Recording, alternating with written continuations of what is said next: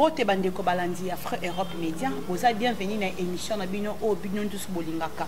Pas comme les autres, Oya, Tanya Zizi Mouyala, moi na moi si Oyo Amesana Kopé Sebino Basango, moi na moi si Moko Oyo Amesana Koseka, Rankina Motote, na Afro Europe Média Oya, Zizen Guindou, la diva de la presse internationale, le Bibia, la diva de la presse internationale, maman, la question si vous allez depuis faire l'homme. Les lots na émission Nangaï Naeko. Yamba oya yambinga epa na ye l'église na ye prophète obino to webi so prophète Placide obino moboyebi na ye lelo na église na ye to koluka to beta lisolo to koluka to sola surtout sur la délivrance to ko sola mingi wana pona délivrance et puis vie à mon centre vie à mon Christ et cause à ndenge ni mona nzambi ba ko yeba ye yango to lekaki epa na ye na plateau na ye et sika na église na ye atoka to koluka to sola to yeba délivrance na vie à mutu et ndenge ni puis et ça maka comment et puis ceux qui mutu za délivré ndeni boko yeba moto aza délivré et puis ba signe ya mwana na nzambe o ba bengi mwana na nzambe to ko yeba ndenge nini alors poto banda na émission na biso mbala moko prophète Placide. Bonjour. Bonjour maman Tania et puis on appelle si ensemble tout Mbote et puis que la paix et la grâce du Seigneur vous soient multipliées. Voilà. Quand on continue l'émission na biso bozo zo ba réponse oyo Tanya Zizi Mouyala azotuna prophète Placide tozo continuer toujours prophète devait dire ozo confirmer biso que délivrance ya papa Gimoleka yo muto sala ki yango te nzambe nde moto asala ki yango oui passant par moi tozo biso moi sima komona maki kobima totala natalaka émission moko na landaka obandaka côté lemela pasteur Mukuna ndenga ndeko bimisa batu ba magorodo mais lelo pasteur Mutombo pardon eloko ya molili ya molimo et moi na kana molimo yo moko lobaka yango ya molimo et moi na kana molimo mais comment lelo yo pe okomi na niveau ya kobimisa maki o ezalaki ya molimo mais emona na miso ya bato. Merci. Les bibliques parce que yo boyaka yango. Maman Tania, na lobaki boye, la ndame misala ngano surtout. Na lobaka toujours que Dieu est transcendant. Transcendant veut dire il peut tout faire comme il voulait. Dans le monde spirituel, Dieu se sert, n'est-ce pas? Dans le monde spirituel, l'ennemi se sert des objets physiques. Mon exemple, singa homme te kanga Maman Tania, kanga liboto, mon ndika mise mino singa. Est-ce que singa bneko eko kanga bat? Ça dit monde invisible, monde matériel. Mais les expériences ne sont pas doctrinales. Parce que, rappelle la bimisi gimo le gamin qui te, faut pas te bailler bano ilo wana ne yangwana. Na bimisa ba tu be bilo pe na nzoto pete. Dieu fait tout ce qu'il veut lui-même quand il veut faire quelque chose. C'est différent na ba oya ba mutombo ka lombo. Mille pattes comme chaque jour comme tant pe via longo lelo, musele kete lelo nyoka. Yo moni ngate ya la parole. Moi je prêche que la parole et puis na bimisa ba to biloko pete. Mais quand Dieu veut agir, il va agir. Il ne faut pas comparer à Mutumbo Kalombo, Oyo Asa Komisa ba Magogodo, ba Bangolo, ba Nani, ba tout nané ba question. Mais moi je crois que Dieu dans sa souveraineté, il peut faire tout ce qu'il veut. Parce que le monde spirituel est un monde de limité. On dit Bible est livre et expérience entre Nzambe na Batunaye. Et je continue toutefois à condamner ma pratique, vous allez se répéter à chaque fois. Maman tane na bité soki yo botama na Kinshasa na botama na Kinshasa awa na masina ozomona et na Kingasani hôpital ya masaka Kingasani to mona na évoluer mingi na koni na Kingabwa titoye matete to mona ba tu bazo biso ba blo na banzoto to mona ngo na ba mir boye bona boye nga prophète Placide na bimisa ba tu ba mankite. OK, mais je crois que je crois que Dieu peut faire sortir la chose pour démontrer sa puissance ou n'est pas. Donc tout le monde spirituel est un monde sans limite. Tout dépend de la direction et ensemble. Il y a diversité d'opérations, diversité des ministères, diversité des dons. Le même esprit qui opère tout. Qui opère en nous? C'est le Saint-Esprit. S'il veut démontrer ça pour faire voir que non, il a fait ça parce qu'il dit mon les gamins qui ont amélioré on a cassé à main il n'a pas du coup non. Et ce qu'on est bon qui n'a pas vandaka. Dieu peut faire sortir ça pour les faire comprendre qu'il est puissant. Pour les faire comprendre que Batouana Oba mérite au pouvoir, on va dans la macacité. Il ne peut pas aussi faire sortir ça une fois quand tu acceptes la parole. Donc tout dépend de la Bible. Comme Actes des Apôtres, c'est-à-dire expérience, il y a Saint-Esprit dans l'apôtre, mais il y a expérience au collège de la Gaïa. Comme ça, Bimi, ça va être Babylone côté. prêcher la parole, mais quand Dieu veut agir, il agira. Le lézard est sorti de son sexe. Tout ce qui est caché dans la jambe, brûle au nom puissant de Jésus.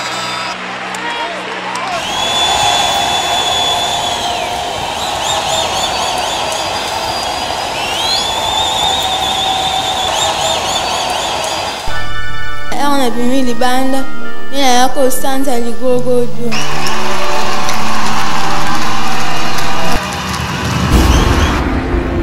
Jésus-Christ, dans son alliance onctionnelle avec son homme étoile, l'apôtre Paul Mutombo Kalumbu, il ouvre et inaugure encore une nouvelle dispensation évangélique.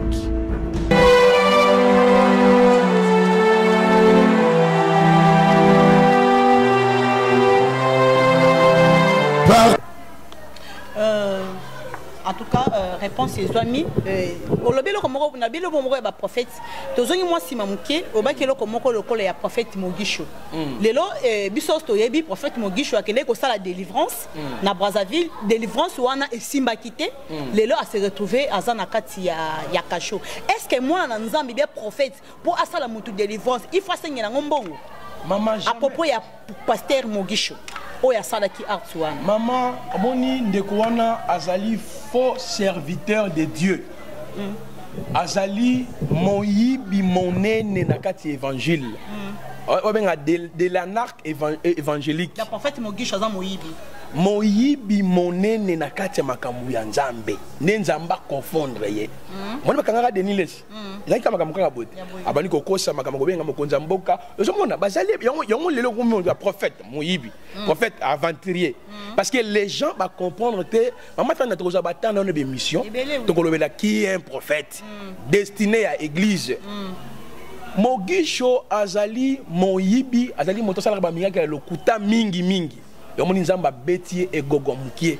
Pour na corriger ba tout surtout basala ba vantine ba kombo Nzambe ba miracle oh fire lo ba fire 3 fois fire ozomona oh nengeza boye nazomona mbongo na saki na yo mbongo ebimi au mona pe azako senga encore mabongo na kati église isa moto lokuta donc mon guiche ko compter le ko la prophétité azali kutu moto yo azali nde escroc o ayeko bebisa ministère prophétique. Mais au lobby qui a sali escroc avec sa ministère prophétique. Mais tout le monde a caillé, tout le monde a fait les cas là va témoigner. Tout le monde a fait que miracle salamandé c'est yo pe salami. Tout le monde a fait na prakati l'église naie, ba kweyi, ba biloko bo ebimi, ba bo ndese pe gimo leka ebimaki, tout le monde maki ebimi. Tout le monde a kapena tout le monde a fait na kati l'église naie, ba miracle salama mais le lobby qui a za moyibi, aza escroc. Mais tout le monde a ba miracle auto gimo papa pardon s'il vous plaît. Mogisho pardon Mogisho oya sala ba miracle oya sala docteur bakeza ya lokuta poto mona ba miracle salama akoyi sape bato va sanza biloko de lokola gimo leka asanzima ki pa na yo mais to mona pas sala ba miracle docteur benga encore za lokuta maman nazo bandela malebele maki kobima et pas gimo leka et ça dit que l'un des éléments pour compléter la délivrance. La délivrance, ils ont un thème qui est bima, moto aye banzambe. Na balé pour la deuxième fois. Ngai na san sarabatu bilo côté. Ngape na délivre kapete. Et puis pendant le baboye. Yeba été ce que l'ennemi ne peut jamais imiter, c'est les fruits de l'esprit. On dit bouma molimo, mon nguna na ngote. Mais miracle, prophétie, guérison, c'est possible. Yemoko Jésus-Christ notre Seigneur, notre Dieu. Dans Matthieu 24, les versets 4,11, 22 à 23. Matthieu chapitre 7, verset 13, 14. Alobi, Bokoye Bamboumana, j'étais Namboumana Yango. Alobi, plusieurs me diront en ce jour-là, n'avons-nous pas fait des miracles à ton nom? N'avons-nous pas guéri les démons? Et n'avons-nous pas chassé les démons? N'avons-nous pas délivré les gens? Alobi, plusieurs faux prophètes s'élèveront. C'est-à-dire, mutu kosala ba miracle ngolo bateka zali musala nzambe ya solo nali prophète ya nzambe ya solo nali moto ali côté yo maloba na nzambe batwana même pour nakutana bango za problème ils sont très orgueilleux non moi je suis là moi je suis un homme fort boya na ko délivrer bino mais je m'en vais une mission nana posa te bisa ngaki ngamna délivrer moto le coup maison est pas Yahweh et puis déjà quoi attirer pe batuté ba se penser batuté pe la moto benga nga peut-être que non papa obisa yiki moleka benga obenga nga pona ngana bikisa mais ça nzambe ba obenga toujours bapele ça te sommes ta benga nga pona to partager la parole du Seigneur on peut s'échanger la parole mais ça pas problème oui il faut ndima parce que aux apena on te cause apena ba pourquoi ngana cause ba kina ça ba problème ba mais mango pas Yesu mais mango pas Yesu pas et pas pasteur te on nzela na yo Yesu na nzela kasi te na biba mango pas Yesu tant équipe pas na seka toujours to sambela nzambe et que non maman kobanga te kamana josila na ba grimace prophète Mugisho azaya nzambe ba ota salaka ezaya lokuta na ebisio Mugisho nzambe azako sambwisa ye et puis na ba joute ozali koya akobela liboma. Moi je te parle comme un prophète de Dieu mandaté. Ce frère dans le jour ezoya akobela liboma. Nzamba ko sala ngopona a confondre batebele ke non abandi ko exterminer ba faux prophète wana. Ozomona église à Congo bien on même moko na biso ba problème ebele tala le lobe élection toujours ebaté tout ça na nini. Mais est-ce qu'il y a pas les prophètes Obakoya a expliqué les nations parce que mon Congo prophète des nations à la raté. Non seulement prophète des nations c'était par rapport à Israël parce que Israël a fonctionné sous la théocratie de Dieu.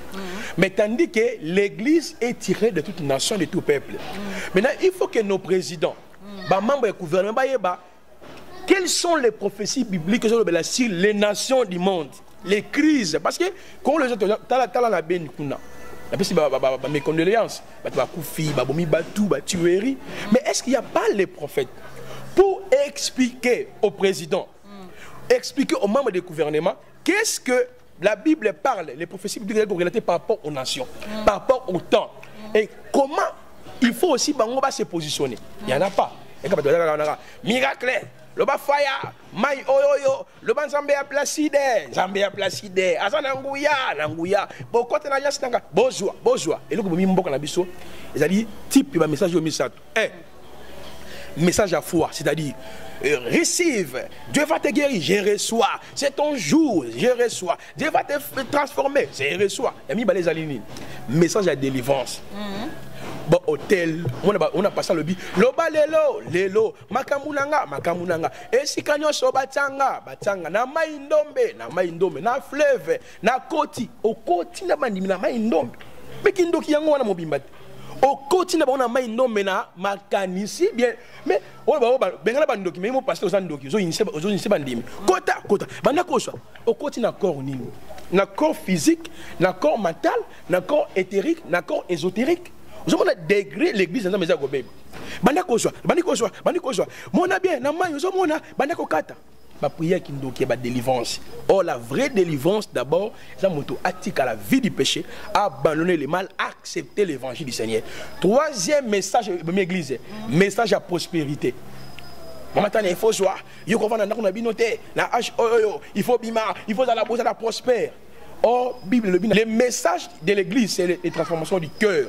Moto atika lokuta, moto atika moyibi, moto atika transformation. Asa et l'anzambe, en servant le Seigneur, pour la zone de Philippiens 4 et 21, j'aime vivre dans l'abondance et dans la disette. Mais le location aux zangi, ils sont liés. Aux zangi, ils sont liés démons. Et ils ont dit, pasteur, ce côté belé, le message de lokuta pour embrayer l'église du Seigneur.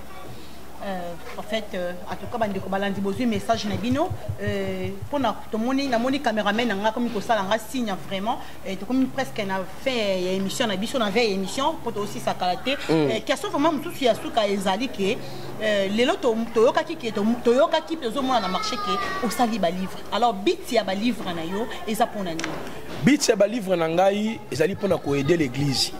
Exemple livre nous on a comment ici l'angéologie biblique face à la cabale juive. On a passé aux autres. Mon ange est ici, mon ange est là, mon ange est là. Et le kuta, ils ont des démons. Je libère les anges, je commande les anges. Comme on a pris dans la carte, il y a des juifs, il y a cabale juive. Nous avons commis livre ici l'angéologie biblique face à la cabale juive. Bit non les lignes pour avertir l'église du Seigneur. Bokeba. So comme on passe biso répéter puis somme 10 fois voilà là. muta kabale muta bonganga to mona bisio kabale ezali bondokia bayuda bokoko ya bayuda mona ba bela ka ba ange ba invoka ba ange ba bimaka na nzoto o ko délivrer muta nzela ba pratique ba mai ba bougie ba cérémonie ne monta la comment il livre l'angiologie pendant qu'on avertit l'église pendant qu'on kebisa ba chrétien ce comme on dit pasteur invoka ba ange atindaka ba ange asalaka prière ba ange alibéraka ba ange ba ange bokeba parce que les anges sont les esprits sous la prérogative de Dieu. Voilà livre liboso. Livre mi balé na ko kuma mena si loi et récit dans nous cas les judaïsme dans l'église de Dieu. Mon pasteur na ba taliti. Mon na ba bac. Na ba croix ba na ba Jérusalem na ba mira lamentation et ça ba pratique ya bondoki ya ba Yuda o ba na on kasi le o Israël trouve sa force dans la prophétie. Le Seigneur s'occupera de son peuple quand l'église sera enlevée. Troisième livre qu'on a commis, l'église, les nations, Israël, dans le perspective prophétique. Voilà ce qu'on a positionné, église, les nations et Israël. Natal ici destiné à l'église, Natal ici destiné à la nation et puis à Israël. Troisième livre, on a dédicacé les 13, 14, on a commis ici les sacerdoces lévitiques, ces pratiques viriles, rituels et cérémonies face au sacerdoce royal. Natal si on consécration, banzamba la ordination, mafuta koteka, ozwa mungu, ozwa asa, on a commis pendant qu'on avertit l'église du Seigneur, bakeba, bazali basa lanzambea lokuta. En tout cas, bandeko balandi. En tout cas, vraiment, la moni caméraman n'a pas Fabrice Mutombo. Azo salanga déjà si. En fait, prophète Francis Nabi qui n'a pas zonga. Tu reparles sur le livre na yo, puis tu reparles sur la dot, si ma campi à mariage, tu zonga tu sur la. Dim. Dim. Action de grâce. Action de grâce. Avant ça me la pon na yo, pesanga action de grâce. Tu zonga vraiment, tu luka to solo là. Bana nzambe baye, baba luka baye, bani nalko. Question ya suka, na qui est question moko ya suka. Par contre, tu me limbi sanga et question moko ya suka. Et t'es qu'un prophète de Dieu, message dit nos anango pour na bana nzambe bazolanda biso et puis message nini ozali kopé ça pour na population surtout au bazali na Congo partout ba congolais nyonso message nini kopé ça pour na après le 23 décembre. Oui, je crois bah vidéo en ligne que le régime est déjà finissant. Mais le coulma makile ko sala makasi parce que na perspective prophétique Dieu ne voit plus ces régimes. Et ça déjà na mutu oyoyo na même na kombo na ko la pesa qui déjà aza ko établir. Comme autant ka kombo na té. Té ba na muta parti politique tel. Biso du mon pesa image wana té. Mais j'ai pris beaucoup pour cet homme là parce que Dieu m'avait montré clairement la personne qui va diriger ces pays. Bon prier mingi pour na mboka Congo parce que l'ennemi a ça ko préparer Koulma makila on par exemple na Beni toza ko kufa chaque jour na ba est toza ko kufa et bana débat génocide bana depuis kala et on ba na nzambe toza libanda boza na monde boza partout bo intercéder pour na Congo je crois il nous reste ce qui c'est quelques jours parce que na ba élection mais élection peut ezana ngo pété année exactement mais élection ezali na ba année ezakoya Zomona, exactement. Tu prier pour la kimia ezal. La élection aux années où l'élection à l'année ezalité. Zomona, mais on te semble ma casse pour double ezalate, ba opposant, la majorité ba yokana pour na pas casser processus moko ya malamu, processus mo sala malamu pour na kimia za kasa peuple. Ya mi balé pour na ba na nzambe tout. Na ko se pela mingi boye, to bon de la mingi. Même pas pour na gimoleka, mais pour la église corps du Christ. Parmi biso ba infiltrer bazali.